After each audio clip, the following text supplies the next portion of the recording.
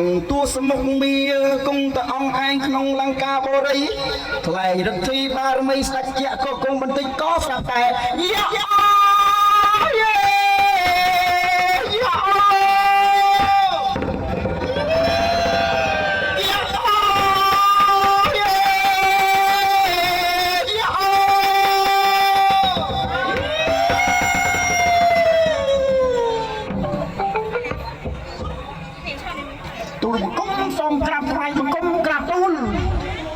មានទាំងអ្វីទៅសេនា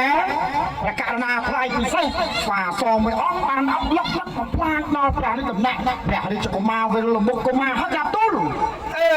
ឆាប់ទៅសេនាប្រាប់គ្នាទៅពន្លត់ឲ្យស្អាតក្នុងពេលនេះហើយនាំគ្នាចាប់ឲ្យបានអ្នកធ្វើរឿងទាំងអស់នេះយកទៅស្ងោរទាំងប្រាំងដុតទាំងឆៅតែម្ដងទៅប្រកាសណាថ្លៃពិសេស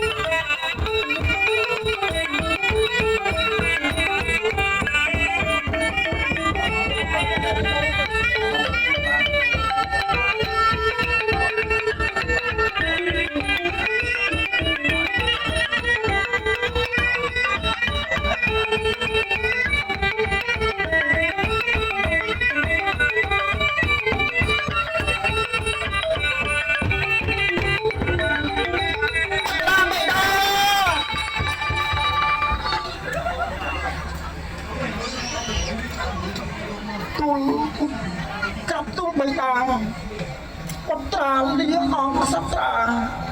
សូមព្រះបិតាជួយសម្លាប់អង្គស្ដេចស្វាសដែលធ្វើគុណធ្ងន់ផងក្រាបទូលមិនអីទេណាបុត្របិតានឹងសងសឹកជូនបុត្រក្នុងពេលនេះតែម្ដងក្រាបទូលព្រះបិតាប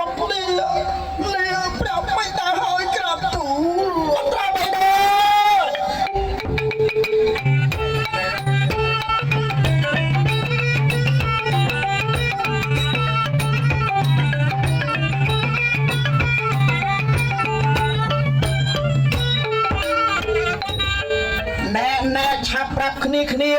ដែលមានមៀតធំនៅបាំងលង្កាចាប់ស្វានោះឲ្យបានឮទេទទួលព្រះរាជបញ្ជាក្រាបទូល